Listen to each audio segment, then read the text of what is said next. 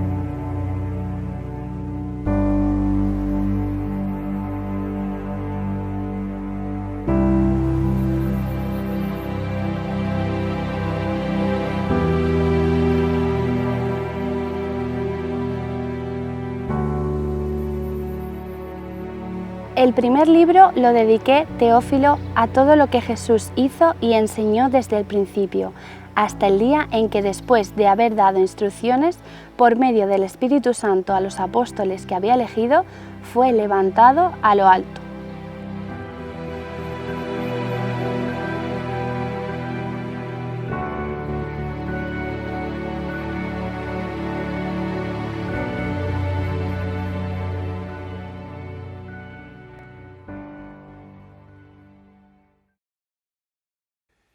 En esta presentación general del Evangelio según San Lucas querríamos tener claro, os invitamos ahora a pensar en que San Lucas escribió dos obras, o escribió una obra en dos tomos, el Evangelio según San Lucas y el libro de los Hechos de los Apóstoles. De hecho, podemos comparar el prólogo de San Lucas, los primeros 4 versículos, y el prólogo de los Hechos, que hemos leído los dos primeros versículos. Veremos cómo son prácticamente idénticos también por la mención de Teófilo. Por otra parte, al final de Lucas, en el capítulo 24, tenemos el relato de la ascensión de Jesús. Y al comienzo de Hechos tenemos también el relato de la ascensión de Jesús. Se repite un hecho para engarzar los dos relatos. La ascensión de Jesús a los cielos sirve como gozne entre ambas obras. Después también tenemos muchos paralelismos, que veremos quizá alguno, entre lo que sucede en Lucas y lo que sucede en Hechos. Por ejemplo, los milagros de Jesús en Lucas están casi repetidos o muy parecidos en los apóstoles en Hechos.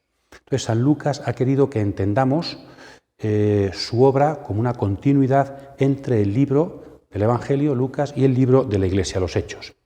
Y quizá una de las cosas más interesantes sea que en San Lucas, al comienzo, Jesús, en el capítulo 3, recibe el Espíritu Santo en el bautismo y desde ahí comienza su misión.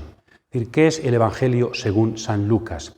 La misión del ungido por el Espíritu, la misión del Mesías. Y al comenzar los Hechos, siempre desde un pequeño prólogo, los capítulos 1 y 2 sirven de prólogo, en Hechos el capítulo 1 sirve de prólogo, y en el capítulo 2 sucede lo mismo. Desciende el Espíritu Santo sobre la Iglesia. Aquí tenemos el bautismo, el Espíritu Santo desciende sobre Jesús, y aquí tenemos Pentecostés. El Espíritu Santo desciende sobre la Iglesia. Y a partir de aquí, la Iglesia puede comenzar su misión. De hecho, Jesús les ha dicho, esperad a recibir la fuerza de lo alto. Hasta entonces no podéis comenzar vuestra misión. Veis que hay un paralelismo perfecto, la misión de aquel que ha sido ungido por el Espíritu, la misión de aquella, la Iglesia, los discípulos, que han sido también ungidos por el Espíritu Santo. El Cristo, la cristiana. Podríamos decir que la Iglesia, empujada por el Espíritu, continúa la misión de su Maestro. Jesucristo no terminó su misión, sino que ha terminado una etapa, pero ha comenzado otra, que la Iglesia y los apóstoles continúan. Entonces, San Lucas ha querido que entendamos muy engarzados el libro de Jesús y el libro de la Iglesia. Desde aquí también podríamos decir que toda esta perspectiva se abre a nosotros. Todavía hoy, de alguna manera, claro, continuamos la misión que Jesús comenzó.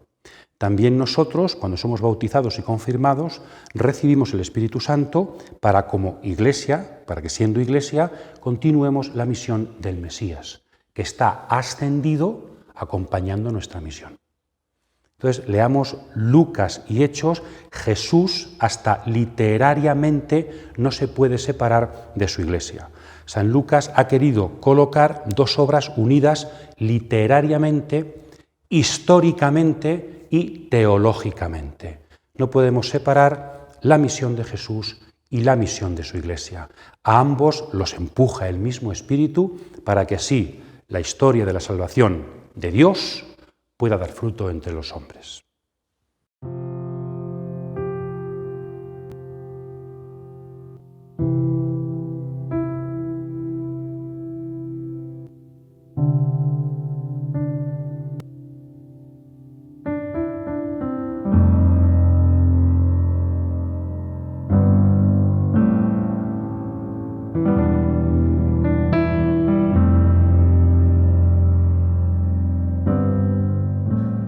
Hubo en los días de Herodes, rey de Judea, un sacerdote llamado Zacarías, del grupo de Abías, casado con una mujer descendiente de Aarón, que se llamaba Isabel.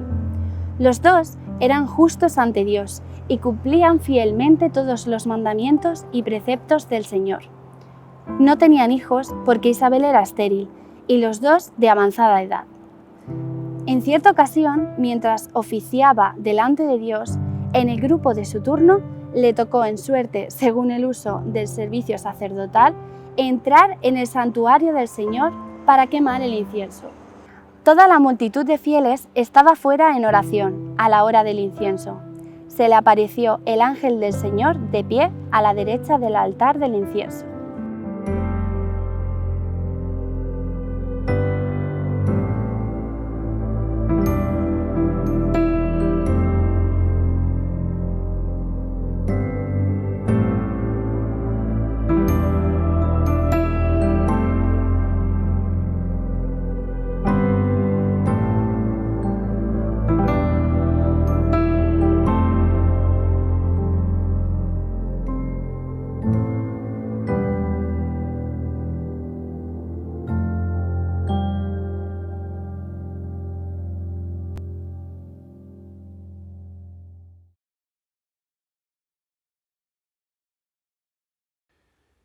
En esta introducción general al Evangelio según San Lucas nos fijamos ahora en la historia del arte, en la simbología.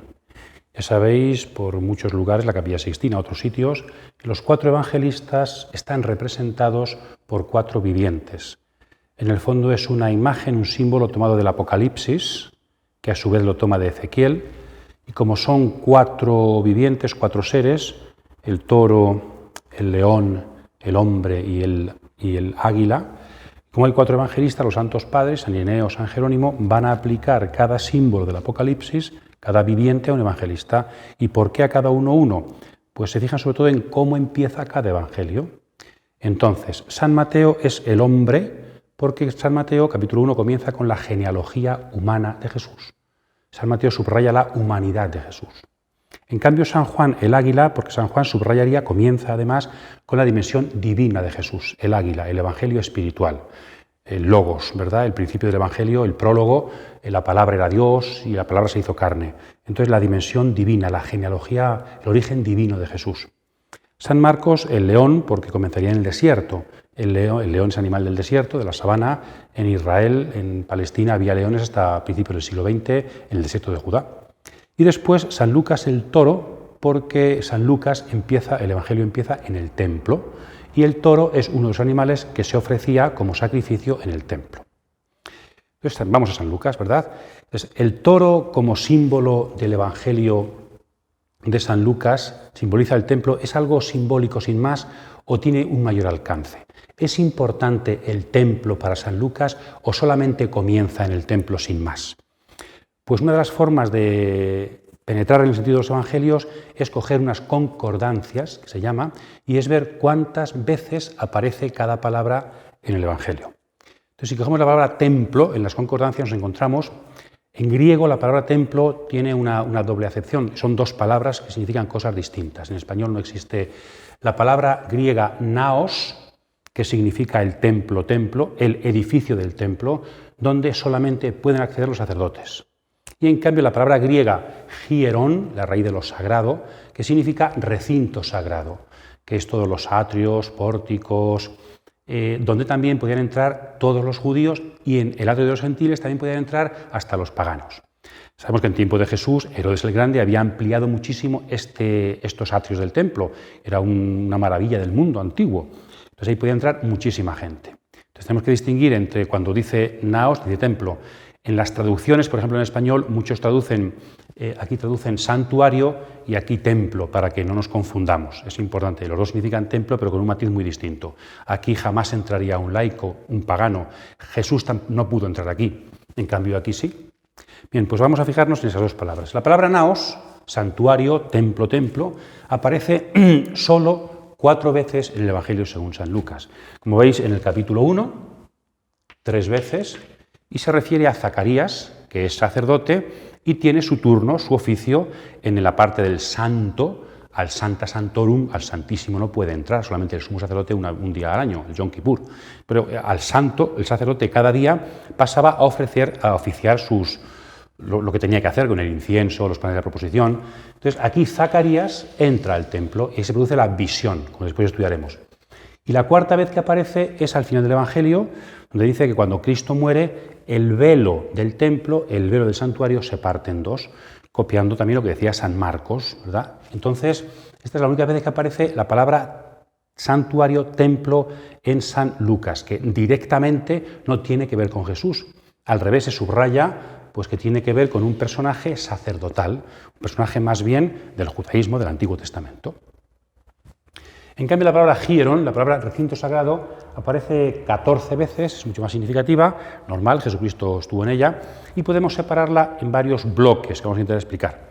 Primero, en el Evangelio de la Infancia, en el capítulo 2, aparece por 3 veces el recinto sagrado, donde aparecen varios personajes. Primero aparece Simeón, que va al templo y se encuentra allí con Jesús bebé, con Jesús niño, nacido hace 40 días. También allí Ana va al templo también, una viuda, y se encuentra con Jesús. Y después, a los 12 años ya, Jesús se queda en el templo y se encuentra con los doctores. El templo como lugar de encuentro con Jesús bebé, con Jesús niño. Y parece que Jesús tiene querencia, tiene como los toros, ¿verdad? Tiene tendencia a quedarse en el templo, que es la casa de su padre. Después, en el capítulo 4, versículo 9, estamos ante la 3ª tentación. El diablo sube a Jesús al alero del templo para decirle, arrójate para que los ángeles te protejan. También el templo, la religiosidad, se puede convertir en una tentación. Jesucristo, desde el templo, vence toda tentación de Satanás. Después, en el capítulo 18, es una parábola lo que tenemos, la parábola del fariseo y el publicano que van al templo a orar. No van al templo a hacer sacrificios, no son sacerdotes, van a orar. También Jesús nos enseña ahí para qué es el templo. El templo no es solo lugar de sacrificios, es lugar de oración. Y con esta parábola nos enseña en qué consiste la verdadera oración. ¿Quién de verdad va al templo de una forma correcta que cumple la misión para la que el templo fue construido? El publicano, malo, pecador, enseña al fariseo cómo estar en el templo, cómo orar, cómo encontrarse con Dios. El templo es lugar de encuentro con Dios, el templo es lugar de encuentro con Jesús. Y por fin, unos textos en 19, 45 y 46, Jesús, subiendo a Jerusalén, llega al templo. El templo es la meta de Jesús subiendo a Jerusalén.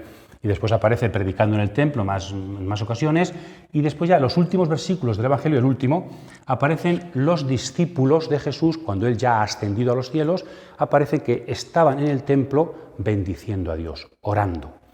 Y el Evangelio según San Lucas comienza con un personaje, diríamos, del Antiguo Testamento, sacerdote, entrando al naos, y termina con unos personajes después de Cristo, antes de Cristo, después de Cristo, que están en el templo dando gloria a Dios. Ya no entran, sino que estaban en el templo dando gloria a Dios.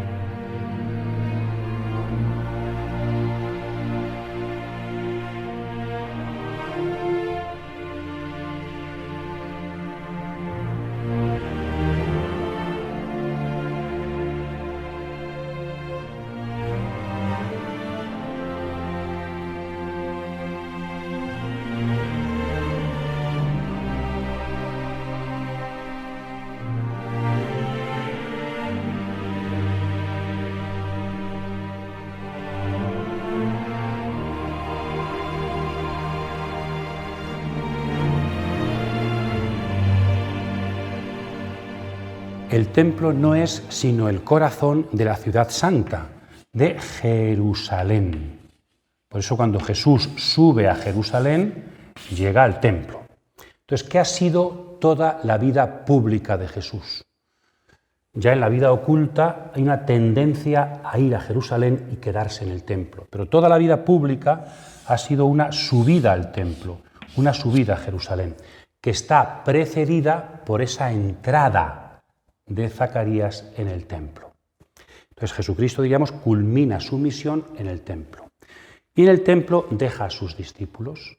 Y después, en Hechos de los Apóstoles, en el libro segundo de Lucas, Jesucristo enviará desde Jerusalén, donde había dejado a sus discípulos en el templo, los va a enviar por Judea, Samaria y hasta los confines del mundo.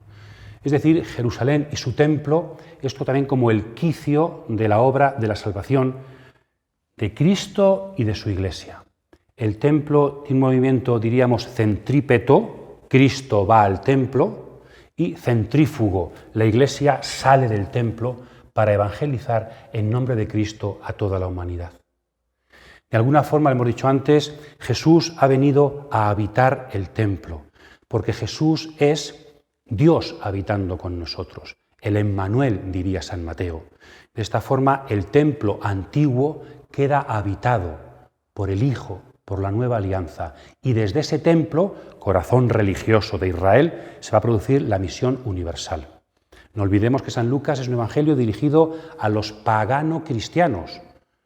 ¿Y qué importancia puede tener para ellos el templo de Jerusalén, que no podían ni entrar casi solamente a todos los gentiles? Y pues no, es muy importante. Los pagano-cristianos, nosotros, tienen que reconocer la importancia salvífica de Jerusalén, del templo, de la antigua alianza, del judaísmo. El templo habitado por Jesús se convierte en la fuente de la evangelización de la Iglesia. Precioso, por tanto, repasar la perspectiva del templo en el Evangelio según San Lucas, aunque nos queda un anuncio para finales de San Lucas.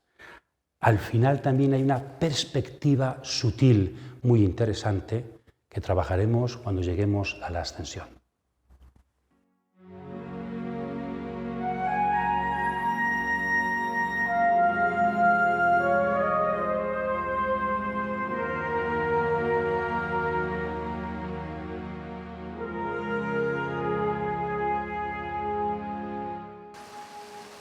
Volviéndose a los discípulos, les dijo aparte: «Dichosos los ojos que ven lo que veis, Porque os digo que muchos profetas y reyes quisieron ver lo que vosotros veis, pero no lo vieron, y oír lo que vosotros oís, pero no lo oyeron.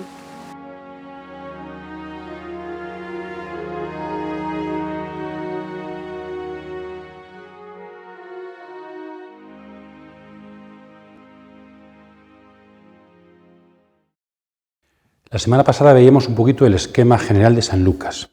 Ahora vamos a intentar relacionar esto con San Marcos, ¿no? Cómo San Lucas sigue más o menos, ahora veremos el esquema de San Marcos, narrativo, pero también tiene que introducir ahí materiales, al menos de las dos procedencias, de Marcos, de la fuente Q y la fuente propia de Lucas, cosas que solamente conoce Lucas y que no están en ningún otro evangelio.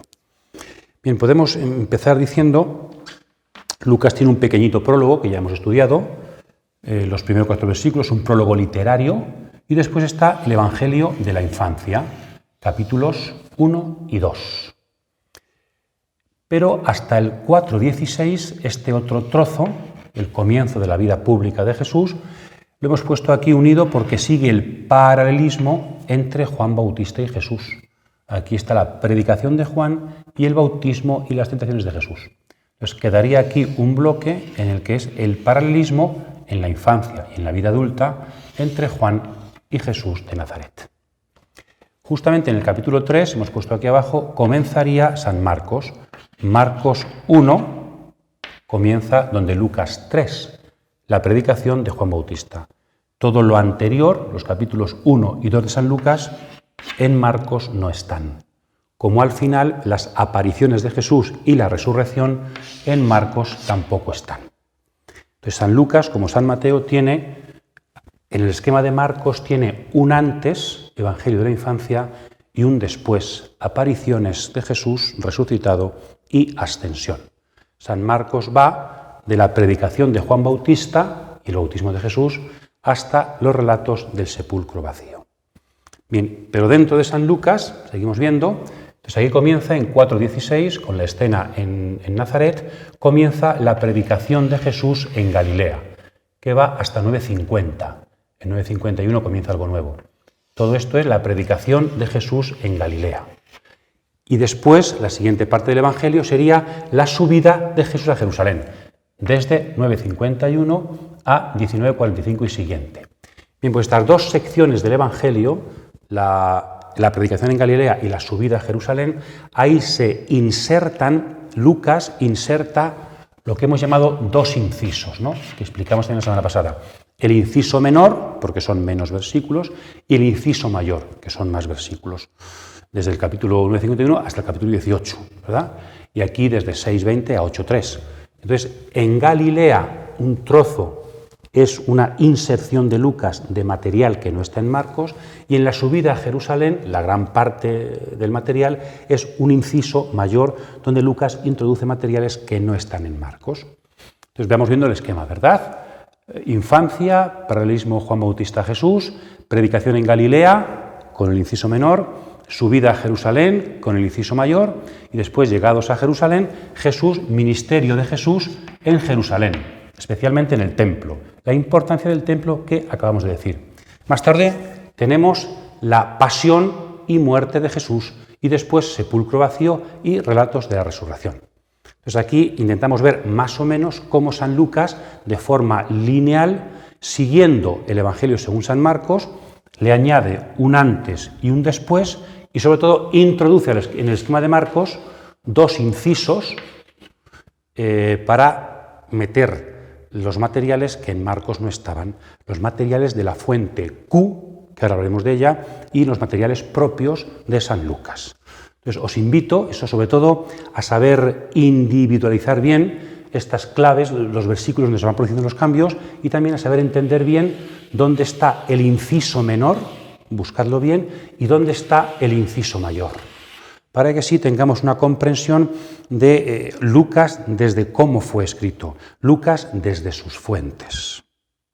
Y vamos ahora a hablar un poquito de los materiales precisamente que Lucas utiliza en este esquema narrativo en el que sigue a San Marcos.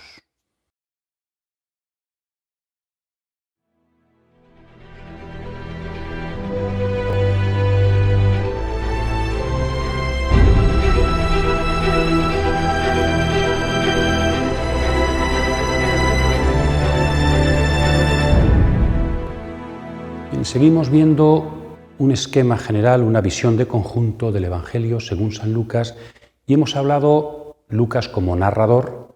También sabemos que es un Lucas investigador. Ha tenido que coger materiales de la tradición. Pues si leemos sus textos y los comparamos con otros evangelios, vemos que la procedencia de los materiales de Lucas, la información le viene sobre todo de 3 lugares, ¿no? Tenemos materiales de Marcos, que lo sabemos porque son comunes a Mateo, a Marcos y a Lucas. Y también tenemos materiales de una cosa que se llama la fuente Q, del alemán Quelle, que significa fuente, y que son los materiales que Mateo y Lucas comparten, pero que no están en Marcos. Entonces, Mateo y Lucas, el material de Marcos lo han copiado independientemente cada uno de Marcos. Pero si hay cosas en común a ellos que no están en Marcos, ¿dónde las han copiado? Entonces la hipótesis dice que probablemente existió un evangelio de dichos de Jesús que Mateo y Lucas conocieron y Marcos no conoció. Son los materiales comunes a Mateo y Lucas que llamamos materiales de la fuente Q. De hecho, los investigadores ya han trabajado el tema y han publicado lo que sería seguramente el documento Q, que consiste en entresacar lo que es común a Mateo y Lucas. Hay una larga introducción en este libro y luego después se nos pone el documento Q en griego y en la traducción en español. Es una reconstrucción de lo que podría haber sido el documento Q, que es bastante verosímil porque tenemos algún evangelio apócrifo que también son solamente dichos de Jesús, el evangelio copto de Tomás. O sea, existieron en la antigüedad evangelios solo de dichos de Jesús, como sería la fuente Q, el documento Q. Y luego hay materiales en Lucas, algunas parábolas, algunos textos, que no están ni en Marcos ni en Mateo. Entonces, no están copiados de Marcos, no están copiados de Q, sino que son material propio de San Lucas. Él los ha recibido de la propia tradición, ¿no? Por ejemplo, todo el material de la infancia de Jesús. Bien, pues se trataría ahora de saber poner ejemplos a estas 3 procedencias. Cosas que nos suenan de los evangelios, pues eso, cosas que son típicas de los 3, luego son de Marcos, cosas que son típicas de 2, que están en el 2, Mateo y Lucas son de Q, y cosas propias de San Lucas. Os he puesto aquí algunos ejemplos, ¿no? Tenemos el bautismo de Jesús.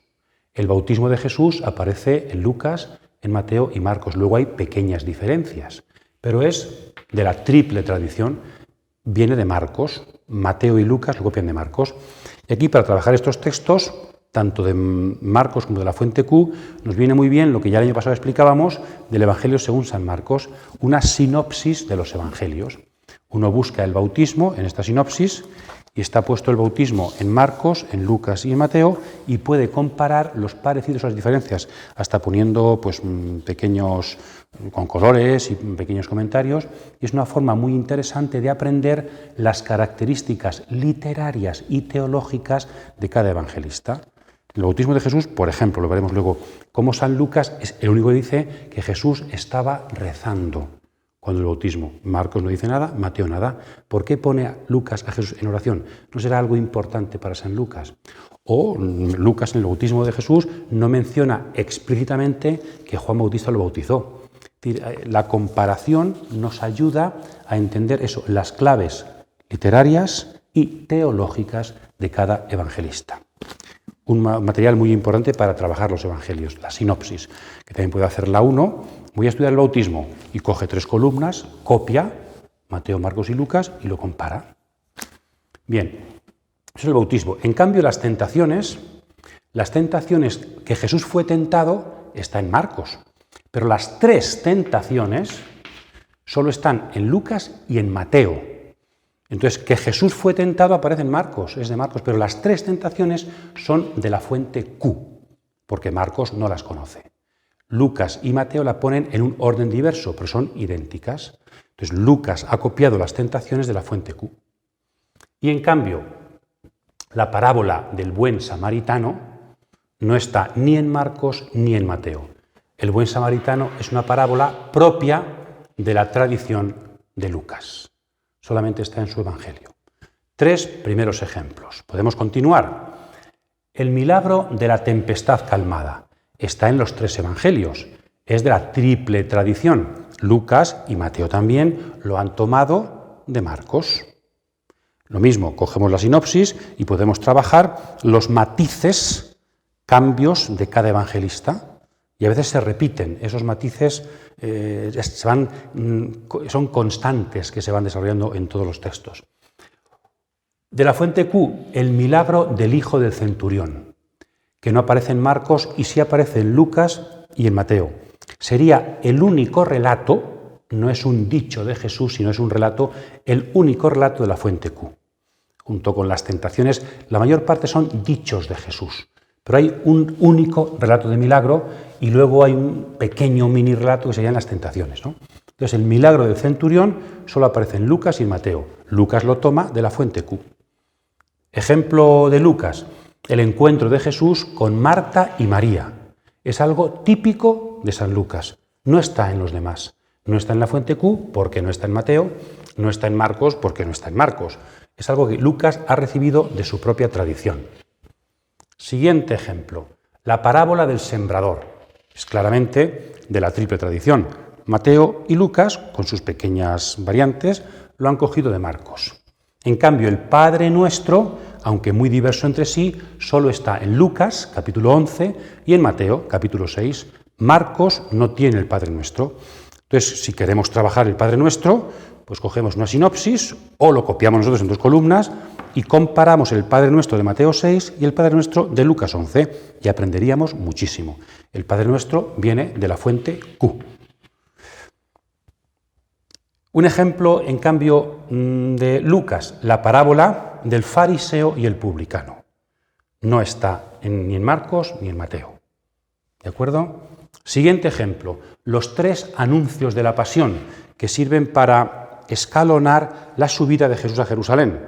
Pues estos están en Marcos, por tanto, y en Mateo, son de la triple tradición. En cambio, las bienaventuranzas están solo en Mateo y Lucas, son de la doble tradición, vienen de la fuente Q. Las bienaventuranzas, aunque muy distintas entre sí, pero vienen de la fuente Q. Y después un ejemplo de solo Lucas, Zaqueo, el encuentro de Jesús con Zaqueo. Y un último ejemplo que hemos puesto es la vocación de Leví, la llamada del publicano Leví, aunque en Mateo se le llama Mateo, pero bueno, es lo mismo. Es la vocación de Leví, Lucas y Marcos, la vocación de Mateo. Aparecen los 3, con una pequeña variante, sobre todo lo del nombre. En cambio, la parábola de la oveja perdida, parábola de la misericordia de la oveja perdida, aparece en Mateo, no en Marcos, por tanto es de la fuente Q. Y en cambio la parábola, junto a ella, del hijo pródigo, solo en Lucas, es de la fuente L.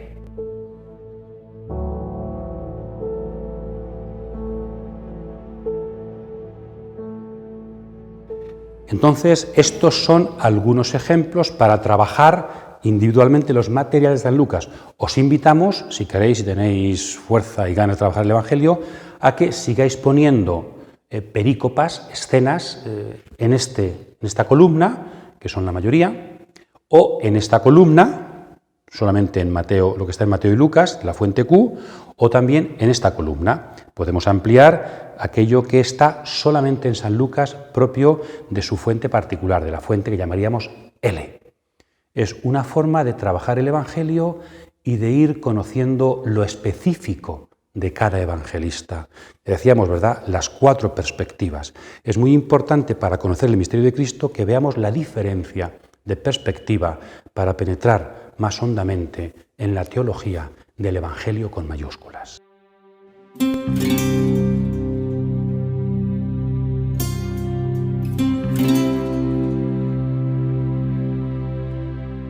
Terminamos esta jornada, este estudio, invitándoos a profundizar en la visión de conjunto del Evangelio según San Lucas. Otras preguntas que podríamos hacernos es, ¿Lucas es el Evangelio de la misericordia, como dicen? ¿Por qué? ¿Podríamos argumentar esta frase? O también, ¿Lucas es el Evangelio de los pobres, las mujeres, los marginados? ¿Podríamos argumentar esto con nuestro conocimiento de San Lucas? Ejemplos, textos. También el Evangelio del Espíritu, ¿eso es cierto? O otros dicen que es Hechos de los Apóstoles el Evangelio del Espíritu. ¿Es Lucas el Evangelio del Espíritu? ¿Qué podríamos decir? También podríamos preguntarnos, ¿es el Evangelio de Dios Paulino? ¿Tiene que ver San Lucas con San Pablo en su teología? O también preguntarnos, ¿cuál es la cristología fundamental de San Lucas? Es decir, ¿cuál es la perspectiva sobre Jesús que San Lucas nos presenta? ¿Qué insistencias en Jesús? ¿Quién es Jesús para San Lucas? ¿Es ante todo el Mesías? ¿Es el Hijo de Dios? ¿Es el Señor, el Kyrios? ¿Es el Hijo del Hombre? es el justo, es el Salvador, es el profeta, es todo esto, pero San Lucas, ¿en qué insiste más? Si fuéramos capaces de ir respondiendo a estas preguntas y hacérnoslas, iríamos conociendo el quiz, lo profundo de este Evangelio. Recordad que siempre cuantas más sean nuestras preguntas y más profundas, más fructífero será nuestro acercamiento al texto. Entonces os invitamos a continuar con los interrogantes. Vamos preguntándole al texto, porque en estas preguntas se va desvelando la palabra. Feliz semana a todos.